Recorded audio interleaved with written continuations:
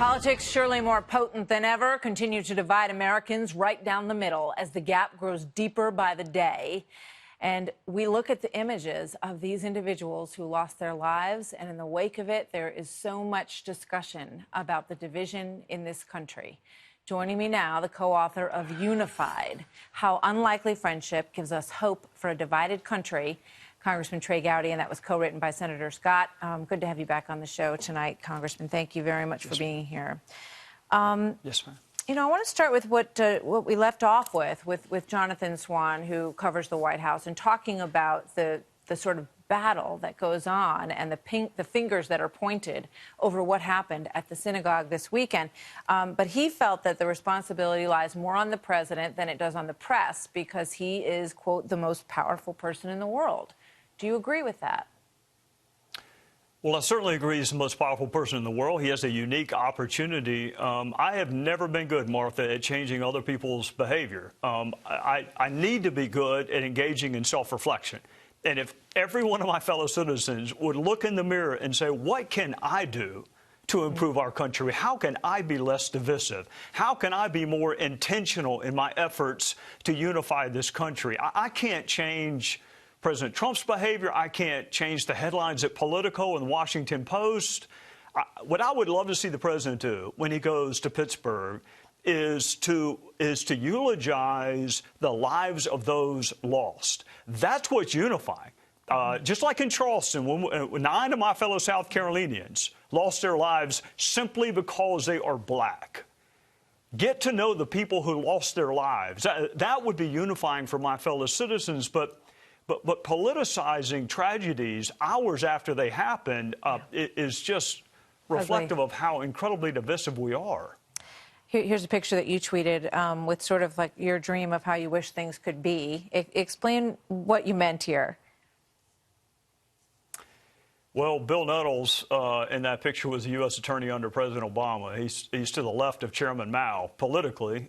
We've been friends for 10 years, and we'll be friends until we die. Tulsi Gabbard is one of the kindest, nicest, most decent people I have ever met.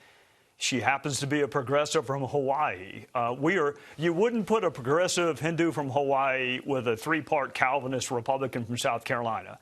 But we have been intentional in our desire to have a friendship. And I think part of what plagues our country now is we have a tendency to surround ourselves with people who just ratify what we already believe. I mean, if you want to understand how President Obama was elected twice, you got to ask somebody who voted for him. And the same with Donald Trump. The media cannot fathom how he is president of the United States. Ask someone who voted for him. They will tell you why he is the president of the United States. But if all you do is surround yourself with the philosophy department at Princeton, then no, there are no Trump supporters there. So go ask some people in real America who felt an angst and uncertainty that led to his election. But if all we do is talk to people that just ratify what we already believe, we're headed in a bad direction. You know, 80% of the country believes that we are divided. And the other thing that I think gets lost in this conversation is, you know, you talk about what happened in South Carolina. There's a problem with, you know, individuals who live in isolation, who are not part of a community, who perhaps aren't part of their own faith, who commit these kinds of acts over and over. They obviously are very deeply unstable, very deeply disturbed. And instead of talking about what's going wrong with the fabric of our community, perhaps that this kind of person, you know, gets left out in the cold and allowed to do something like this, we end up, you know, deep diving into, you know, the things that he said on social media and all of this.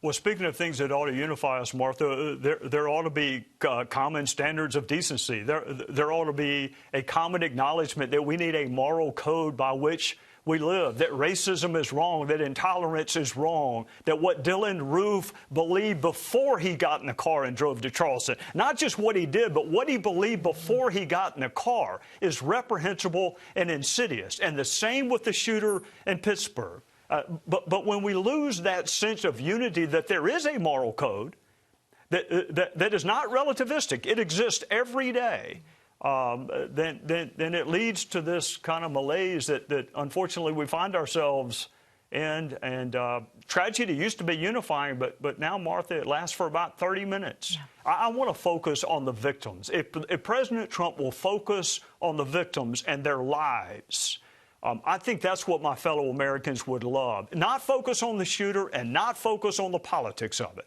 Focus on the lives that were lost and how that impacts dozens and hundreds of people that were involved in their lives. I think that would be unifying. Chairman Trey Gowdy, always good to see you, sir. Thank you very much for being here tonight. Yes, ma'am. You too.